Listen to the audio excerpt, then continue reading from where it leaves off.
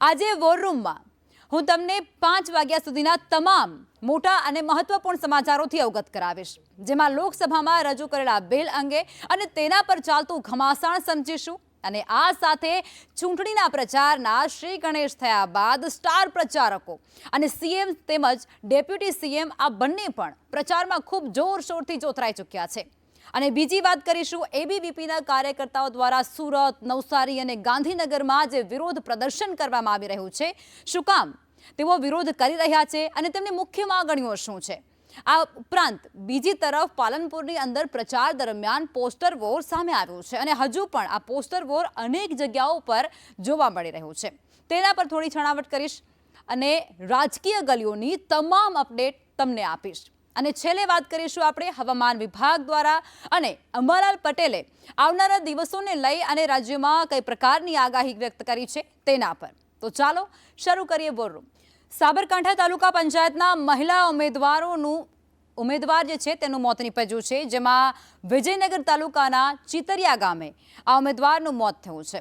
પૂર્વ જિલ્લા પંચાયત સદસ્ય લીનાબેન નીનામાનું નિધન થયું છે। પૂર્વ મહિલા અને બાળ વિકાસના ચેરમેન પણ તેઓ રહી ચૂક્યા છે। હાલ તેઓ તાલુકા પંચાયતના ઉમેદવાર તરીકે ફોર્મ ભરી ચૂક્યા હતા। બુધવારે સાંજે અચાનક તેમની તબિયત ખરાબ થઈ હતી અને તેમની તબિયત લથડતાની સાથે જ ભિલોડા ખાતે તેમને હોસ્પિટલાઇઝ કરવામાં આવ્યા હતા। હોસ્પિટલમાં સારવાર દરમિયાન તેમનું મોત નીપજ્યું છે। ચિતરિયા બેઠકની ચૂંટણી એ મોકૂફ રાખવાની સંભાવનાઓ પણ અત્યારે વ્યક્ત કરવામાં આવી રહી છે, કારણ કે ઉમેદવારનું મોત નીપજ્યું છે।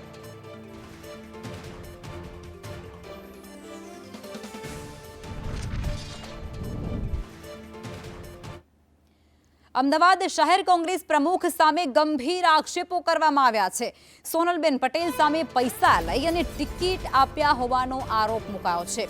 રખિયાલ સરસપુર વોર્ડના મહિલા કાર્યકર્તાઓ દ્વારા જ આ આરોપો મૂકવામાં આવ્યા છે। ભાવનાબેન ગુપ્તાએ શહેર પ્રમુખ સામે મોટા અને ગંભીર આક્ષેપો કર્યા છે।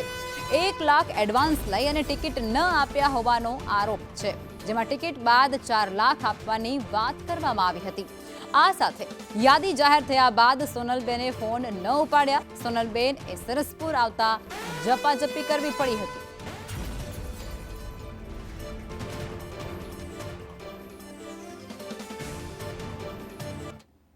આ તરફ શિનોર ભાજપમાં આંતરિક અસંતોષ એ ખુલીને બહાર આવ્યો છે। તાલુકા ભાજપ પ્રમુખે પક્ષ વિરોધી પ્રવૃત્તિ પર ગંભીર સવાલો કર્યા છે। પક્ષ વિરુદ્ધ કામ કરનાર સામે કડક કાર્યવાહીની તેઓ માંગ કરી રહ્યા છે। શિનોરના કોંગ્રેસ નહીં, ભાજપ જ ભાજપને હરાવી રહ્યું છે। આ ઉપરાંત તેઓ કહે છે, શિક્ષાત્મક પગલાં લેવા માટે જિલ્લા ભાજપ પ્રમુખને અનુરોધ કરું છું। સંકેત પટેલના કડક અને સ્પષ્ટ તેવર અત્યારે જોવા મળી રહ્યા છે।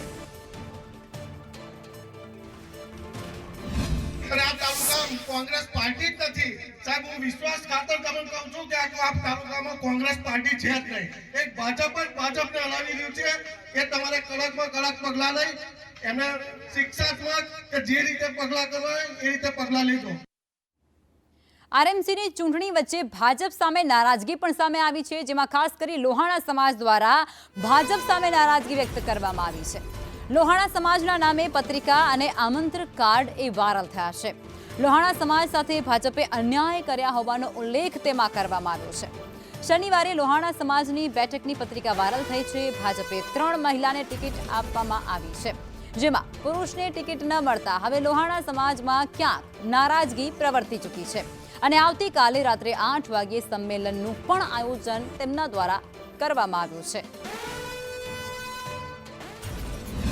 તાજેતરમાં રાજકોટ સ્થાનિક સ્વરાજની ચૂંટણીમાં જે ટિકિટ વહેંચણીમાં રઘુવંશી સમાજના ઉમેદવારોનું જે બાદબાકી કરવામાં આવેલ છે અને રાજકીય કાવા દાવાને કારણે અમારા વોર્ડ નંબર 1, 2 અને 3માં જે ટિકિટ કાપવામાં આવેલ છે તે અંગે રઘુવંશી યુવા શક્તિ સંઘ અને સમગ્ર રઘુવંશી સમાજના કાર્યકરો ભાઈ બહેનો દ્વારા આવતીકાલે જાગનાથ મહાદેવ મંદિરની પાછળ પ્રદેશ કાર્યાલય ખાતે રાત્રે 8:30 કલાકે સ્વાભિમાન સંમેલનનું આયોજન થવા જઈ રહ્યું છે। અને ભાજપની સૌથી મોટી બેંક મતદાન બેંક અમે રઘુવંશી સમાજ ગણાય છીએ અને અમારા જ રઘુવંશી સમાજના ઉમેદવારોની ટિકિટ કાપવાની જે કાવતરું ઘડવામાં આવેલ છે તે માટે આવતીકાલે ભારતીય જનતા પાર્ટીના વિરુદ્ધ મતદાન અંગે મહાસંમેલન યોજવા માટેની જે ચર્ચા થવાની છે। વાપી મહાનગરપાલિકાની આગામી ચૂંટણીને લઈ અને રાજકીય માહોલ અત્યારે ગરમાઈ ગયો છે।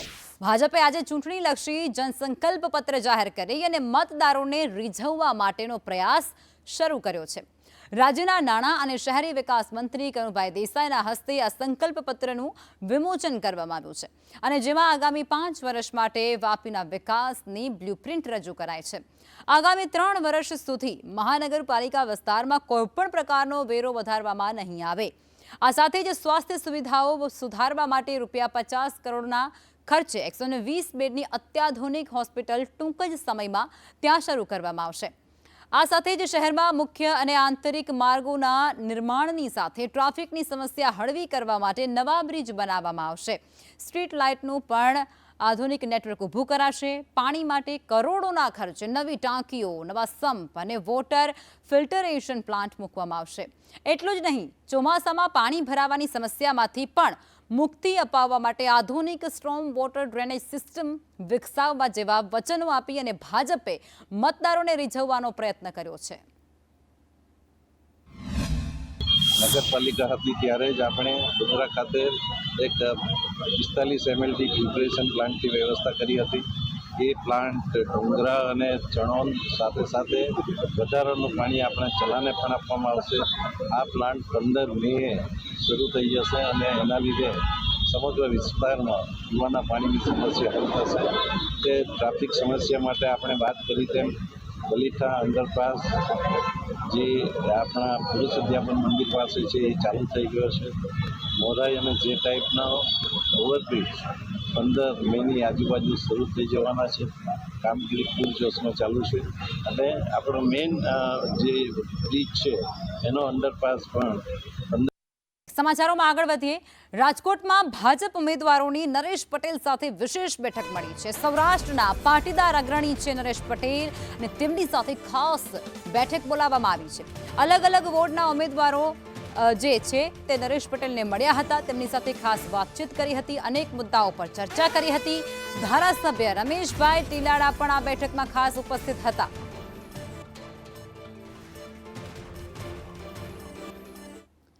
આ તરફ ભાજપના ગઢ ગણાતા વડિયા ગામમાં ભંગાણ પડ્યો છે. 50થી પણ વધુ કાર્યકરો એક કોંગ્રેસ સાથે જોડાઈ ગયા છે. માળી સમાજના આગેવાન કોંગ્રેસમાં જોડાયા, જેમાં પૂર્વ ધારાસભ્યની હાજરીમાં તેઓ કોંગ્રેસમાં જોડાઈ ચૂક્યા છે. હું માળી સમાજના પૂર્વ પ્રમુખ તરીકે મારા ગામનો અને નોખા અને મોનપરા મારા ગામના અત્યારે 100થી 200 માણસો કોંગ્રેસને જોડાણા. હું ભાજપમાં હતો પણ ભાજપમાંથી અમારી અવગણના થઈ છે એટલે અમે કોંગ્રેસને જોડાવના હતા. આ સુખી અત્યારે અમે નાનો 21 પરનો ઉમેદવાર લાવ્યો છે કોંગ્રેસમાં અને એના પિતા પૂર્વ સરપંચ હતા, હાલ અમારી વચ્ચે નથી. અને જે તે આ ભાઈઓને મારી 2 હાથ જોડીને વિનંતી છે, આ ગામને, નોખોને અને મનપરાને આ ભાઈને ખૂબ જંગી મતથી વિજય બનાવે એવી હું ખૂબ આશા રાખું છું. આના પિતાની ખોટ પૂરી કરે. જૂનાગઢ મહાનગરપાલિકાની સ્ટેન્ડિંગ કમિટી બેઠક બાદ હવે શહેરમાં પણ રાજકીય માહોલ ગરમાઈ ગયો છે. આ બેઠકમાં કુલ 30.21 કરોડ રૂપિયાના 11 વિકાસ કામોને મંજૂરી આપવામાં આવી હતી અને તેમાં rain water harvesting system, waste to charcoal project, Madhuram hawkers zone અને નરસિંહ સરોવર ખાતે ઓપન લાઇબ્રેરી જેવા મહત્વના પ્રોજેક્ટનો સમાવેશ થાય છે. શાસક પક્ષે દાવો કંઈક એવો કર્યો હતો કે આ પ્રોજેક્ટ એ શહેરના નવસર્જન માટે મહત્વપૂર્ણ સાબિત થશે. જોકે વિરોધ પક્ષના નેતા લલિત પરસાણાએ આ નિર્ણયોને માત્ર કાગળ પરના દાવા ગણાવી અને આકરા પ્રહારો કર્યા હતા. વિપક્ષે રેન વોટર હાર્વેસ્ટિંગ સિસ્ટમ અને વેસ્ટ ટુ ચારકોલ પ્રોજેક્ટ પર ટેકનિકલ અને ભ્રષ્ટાચારના આક્ષેપો મૂક્યા છે. મુદ્દાઓ અમે લીધા હતા. આમ ટોટલ 30 કરોડ અને 21 લાખના કામો છે એ આજે અમે મંજૂર કર્યા છે. એન્જિનિયર્સ જે છે એના પગાર વધારાનું અમે મંજૂર કર્યું છે. પછી 2 કર્મચારીઓ જે છે એને અમે કાયમી કરી દીધા છે, તો એના 2 મહિનાના પગાર જે છે આવે છે એનું પણ અમે મંજૂર કર્યું છે.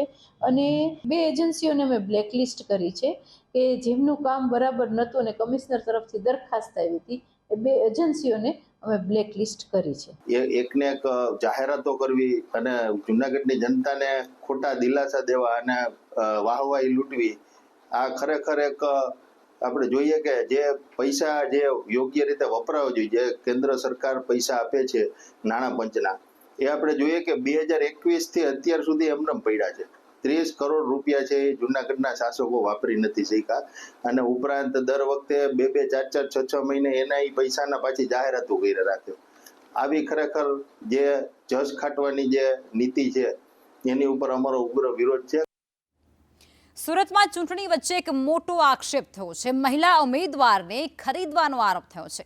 કોંગ્રેસ ઉમેદવાર પ્રકૃતિ રાઠોડને ખરીદવાના આરોપ સામે આવ્યા છે. કોંગ્રેસ ઉમેદવારની માતા દ્વારા એક વિડીયો વાયરલ કરવામાં આવ્યો છે. તેઓ કહે છે કે મારી પુત્રી જીતે કે ન જીતે પણ તે પૈસાની લાલચુ બિલકુલ નથી. માતાએ કોંગ્રેસના નેતાઓ સામે વેદના પણ પોતાની ઠાલવી. ઉમેદવારની દીકરીનો ભાજપ પક્ષ પર આક્ષેપ પણ સામે આવ્યો છે. 75 લાખ આપવા માટે તૈયાર હતા પણ તે છતાં એ દીકરીએ ફોર્મ પરત ન ખેંચ્યું. પપ્પાને ફોન આવેલો હતો કે એમને એમના ઘરે મોકલી આપો, તો હું ઘરે એમના ઘરે જતી, જઈમી બી એમના ઘરે જ. બપોરે પછી આઈ થિંક 2 વાગે જેવા એ લોકો આવ્યા. મને તો ખબર જ નહીં હતી, તો મને બોલાવી, મને કીધું કે આવું છે, આપણે ભાજપમાં બેસી ગયા, આપણું આમાં કંઈ થવાનું છે નહીં, આપણી યાર પક્કી જ છે, એવું કીધું એ લોકોએ. તો મેં કીધું કે ના, પહેલાં હું મારા પપ્પાને પૂછીશ જે બી ડિસિઝન લેવું હોય એમ. પપ્પાની બી ના જ હતી ને ઓલરેડી મારી પહેલેથી ના જ છે. પાર્ટી આટલો વિશ્વાસ મૂકીને ટિકિટ આપી છે મને, તો પછી મેં એનું પૈસાથી એનું એ શું કરવા કરું? એના કારણે મેં ના પાડી હતી. મેં એને કીધું કે મારી સામે કરોડો અબજો રૂપિયા મૂકે ને તો બી હું ફોર્મ ખેંચવા રાજી નથી. મારી પાસે પૈસા નહીં હશે ને તો બી હું ચૂંટણી લડીશ, પણ મારા નામ પર દાગ તો નહીં જ લાગવા દઉં. મારી પોળી કઈ પૈસાની લાલચ નહીં ઉઠી. અમે ગમે તે દાળ રોટલો ખાવ પણ મારી પોળી ઇજ્જત રાખી અમારી. બરાબર છે ને? તમારું બી રાખ્યું છે મારી છોકરી પૂરા ગામની લાગી છે, એટલે તમારે હા જરા કે સરકાર આપજો તમે. બરાબર મારી પ્રકૃતિને. ભરૂચના આમોદના ઇટોલા ગામમાં કોંગ્રેસમાં ભડકો થયો છે. ગામના સરપંચ સહિત અનેક ગ્રામજનો એ બીજેપીમાં સત્તાવાર રીતે જોડાઈ ગયા છે. સરપંચ ફરીદભાઈ મોહમ્મદભાઈ જાદવ એ બીજેપીમાં જોડાયા છે. અંદાજે 35 થી 40 યુવાનો પણ ભાજપમાં જોડાઈ ગયા છે. ધારાસભ્ય દેવકિશોર સ્વામી દ્વારા કેસરીઓ પહેરાવી અને તમામે કોંગ્રેસના જે આગેવાનો ભાજપમાં જોડાયા છે તેમનું સ્વાગત કરવામાં આવ્યું હતું. ભાવનગરમાં આજે કોંગ્રેસ દ્વારા લોકશાહી બચાવો અભિયાન અંતર્ગત જિલ્લા કલેક્ટર કચેરી ખાતે ઉગ્ર ધરણા પ્રદર્શન કરવામાં આવ્યું. ચૂંટણી પ્રક્રિયામાં પારદર્શિતા અને સરકારની નીતિઓ મામલે વિરોધ પ્રદર્શિત કરવામાં આવ્યો. કોંગ્રેસના આગેવાનો દ્વારા કચેરી બહાર જવાનું કહેતા પોલીસ અને કોંગ્રેસના કાર્યકરો વચ્ચે ઘર્ષણ સર્જાયું હતું. લોકશાહીના મૂલ્યોની રક્ષા માટે સંઘર્ષ ચાલુ રાખવા માટે કાર્યકરો દ્વારા પ્રતિબદ્ધતા પણ એ જગ્યાએ વ્યક્ત કરવામાં આવી. ભારતીય જનતા પાર્ટીના ઇશારે પોલીસ તંત્ર હોય કે પોલીસના અધિકારીઓ હોય, કોંગ્રેસ પક્ષના ઉમેદવારોના ફોર્મ પાછા ખેંચાવા, એમને ધાક ધમકી આપી એવા અને ખોટી એફઆઈઆરો કરવી, એવા અત્યારે બનાવો સમગ્ર ગુજરાત રાજ્યની અંદર બની રહ્યા છે. ત્યારે આ સરેઆમ લોકશાહીનું ખૂન થઈ રહ્યું એવું ચોખ્ખું દેખાય છે. ચૂંટણી પંચને પણ વારંવાર લેખિત અને મૌખિક રજૂઆતો કરી છે, છતાં કોઈ પગલાં લેવામાં આવતા નથી. એટલે અમારી એક જ માંગણી છે આ ધરણા દ્વારા કે આ ગુજરાતના દરેક મતદારોનો હક છે મતદાન કરવું, અને દરેક નાગરિકનો પણ હક છે. તો આ હક છીનવાય નહીં એ માટે કોંગ્રેસ પક્ષ હંમેશા સજ્જ રહેશે અને અમારી આ લડત ચાલુ રહેશે. અને આવા અધિકારીઓ અને આવા જે પણ પોલીસ કર્મચારીઓ છે, પોલીસ અધિકારીઓ છે, એના ઉપર પગલાં ન લેવાય ત્યાં સુધી અમે આવા કાર્યક્રમો આપતા રહીશું. અને ભાજપનો ખેસ પહેરવાનું બાકી રહ્યું હોય એ કરતાં ભાજપનો ખેસ પહેરીને જ સામે આવો ને એટલે ખ્યાલ આવે. એટલે ભાજપ અને કોંગ્રેસની લડાઈ છે, એમાં સરકારી તંત્રને વચ્ચે ન આવવાનું હોય, નિષ્પક્ષ રીતે ચૂંટણી થાય એ સૌની જવાબદારી છે. પાલનપુરમાં કોર્ટ ખસેડવા મામલે વકીલો અને સરકાર વચ્ચે ઘર્ષણ તેજ બની ગયું છે. જોરાવર પેલેસમાં સ્થિત આ કોર્ટને જગાણા ખાતે ખસેડવાની તંત્રની કવાયત સામે વકીલ આલમમાં અત્યારે ભારોભાર રોષ જોવા મળ્યો છે.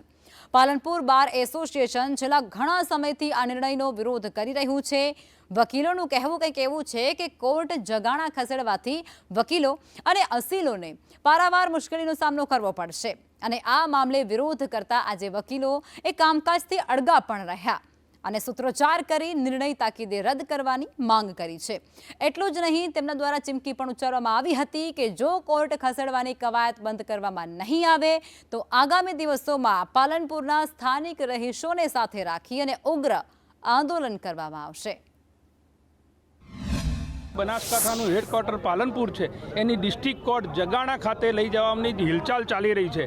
એ માટે છેલ્લા 3 વર્ષથી અમે વકીલ એસોસિએશન વારંવાર જુદી જુદી જગ્યાએ રજૂઆતો કરી છે. જુદા જુદા પાલનપુરના સંગઠનો, આજુબાજુના ગામડાના સરપંચો, બીજા જેટલા જ નાના મોટા લારી ગલ્લાવાળા બધા જ લોકોએ રજૂઆત કરી છે અને હાઈકોર્ટ અને ગુજરાત સરકારને મોકલાવ્યું છે.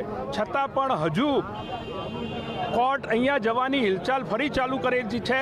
એના સામે અમારો સખત વિરોધ છે. પબ્લિકના હિતમાં નથી, સામાન્ય આમ જનતાને ઘણી મોટી હાડમારી ઊભી થશે અને એમને પૈસા તેમજ બીજી સમયની અને બીજી ઘણી તકલીફો ઊભી થશે. આ નિર્ણય કોઈપણ રીતે પ્રજાના હિતમાં નથી. અગાઉ 3 વર્ષથી અમે આ ધરણા કરી રહ્યા છીએ. અમે ઘણા કાર્યક્રમો રજૂઆતો કરી છે, પણ કોર્ટ જગ્યા ફાળવી છે અને જગાણા લઈ જવાના છે. એના ભાગરૂપે આજે પ્રતિક ધરણા અમે જોઈ રહ્યા છે. આવનાર સમયમાં અમે કદાચ ઉપવાસ પણ કરીએ, દેખાવ પણ થાય, એમાં પાલનપુરની જનતા પણ જોડાશે, જુદા જુદા સંગઠનો પણ જોડાશે. એક વાતનો વાંધો એ છે કે કલેક્ટર કચેરી અહીંયા રહે છે અને જિલ્લા પંચાયત અહીંયા બને છે, બીજી કચેરી અહીંયા ફક્ત કોર્ટને ખસેડવાનો નિર્ણય કેમ? મુખ્યમંત્રીના હેલિકોપ્ટરમાં ખામી સર્જાય છે. મોટા સમાચાર. બાયડ ધનસુરા રોડ પર હેલિકોપ્ટરમાં ખામી સર્જાઈ હતી, જેમાં મુખ્યમંત્રી રોડ માર્ગે સાબરકાંઠા જવા માટે રવાના થયા છે. જેમાં મળતી વિગતો અનુસાર ટેકનિકલ એરર આવી હતી અને તેને કારણે અથવા તો એવી શક્યતાઓ પણ વ્યક્ત કરવામાં આવી રહી છે કે ટેકનિકલ એરરને આધારે તપાસ હાથ ધરવામાં આવી રહી છે. ટેકનિકલ ટીમ દ્વારા ખાસ રિપેરિંગ પણ હેલિકોપ્ટરનું હાથ ધરવામાં આવ્યું છે. પણ આ બધા વચ્ચે સીએમ એ પોતે બાય રોડ જવા માટે નીકળ્યા હતા. તો મુખ્યમંત્રીના હેલિકોપ્ટરમાં ખામી સર્જાઈ, જેમાં બાયડ અને ધનસુરા રોડ પર હેલિપેડ પર જ આ ખામી સર્જાયેલી હતી તેનો અંદાજ આવ્યો હતો અને ત્યારબાદ ટેકનિકલ ટીમ દ્વારા તપાસ પણ હાથ ધરવામાં આવી અને તેમના દ્વારા ત્વરિત ધોરણે રિપેરિંગ કામ પણ શરૂ કરવામાં આવ્યું છે. બાયડ ખાતે તેઓ કાર્યક્રમમાં હતા અને ત્યારબાદ તેઓ ત્યાંથી રવાના થયા.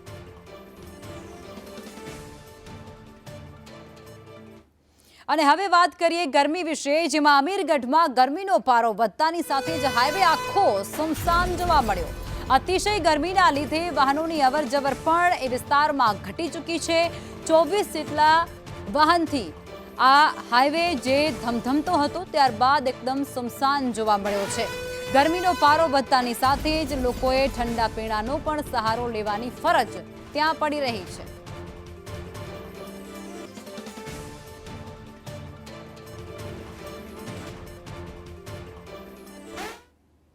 સુરેન્દ્રનગર જિલ્લામાં પણ એવી સ્થિતિ છે. ગરમીનો પારો આસમાને પહોંચી ગયો છે અને ગરમીનો પારો 41 ડિગ્રીએ પહોંચતાની સાથે જ કાળઝાળ ગરમીથી ત્યાંના જે રહીશો છે તે ત્રાહિમામ પોકારી રહ્યા છે. લોકો પોતાના ઘરની બહાર બપોરના સમયે નીકળવાનું ટાળી રહ્યા છે. ભીષણ ગરમીમાં લોકો એ ઠંડા પીણાનો સહારો લઈ રહ્યા છે. ગરમીમાં હજુ વધારો થાય તેવી શક્યતા પણ હવામાન વિભાગ તરફથી વ્યક્ત કરવામાં આવી છે. એટલે કે ગરમીનો માર હજુ પણ લોકોએ સહન કરવો પડશે. ભુજમાં આકરી ગરમીનો અનુભવ લોકોને થઈ રહ્યો છે. તાપમાનનો પારો 40 ડિગ્રીને પણ પાર કરી ગયો છે અને આ કાળઝાળ ગરમીથી લોકો અત્યારે શેકાઈ રહ્યા છે. રસ્તા પર લોકોની અવરજવર પણ ઘટી ચૂકી છે અને રસ્તાઓ એ સુમસામ જોવા મળી રહ્યા છે. આગામી 3 દિવસ ગરમી વધશે તેવી શક્યતા હવામાન વિભાગ તરફથી વ્યક્ત કરવામાં આવી છે.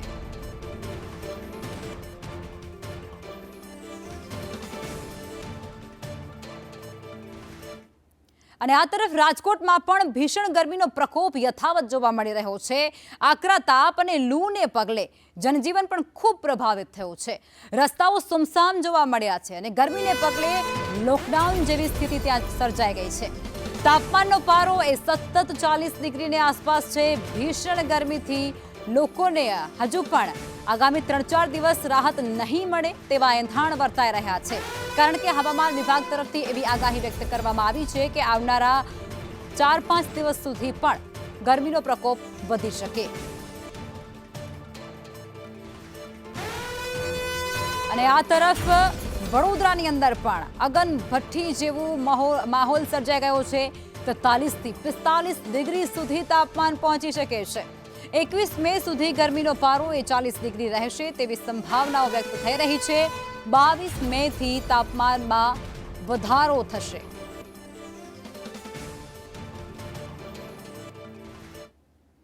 હવામાન વિભાગ તરફથી આગાહી વ્યક્ત કરવામાં આવી છે કે 2 દિવસ ગરમી યથાવત રહેશે, રાત્રે ઉકળાટ પણ થશે। આ સાથે જ સાયક્લોનિક સર્ક્યુલેશન સક્રિય બન્યું છે। 19 અને 20 સાથે જ 21 એપ્રિલે વરસાદની પણ આગાહી વ્યક્ત થઈ છે। डे 3 से डे 5 है, यानी कि 19, 20 और 21 अप्रैल को कुछ स्थानों पर सौराष्ट्र कच्छ में और गुजरात रीजन में हल्की से मध्यम बारिश हो सकती है। और अगर बारिश को उसकी टेम्परेचर की बात करें मैक्सिमम की, तो पिछले 24 घंटों में कोई विशेष बदलाव नहीं हुआ है। और जो normal maximum temperatures Saurashtra Kutch में नॉर्मल से थोड़ा कम से लेके नॉर्मल से अधिक तक हैं, जबकि गुजरात रीजन में लगभग नॉर्मल से हैं।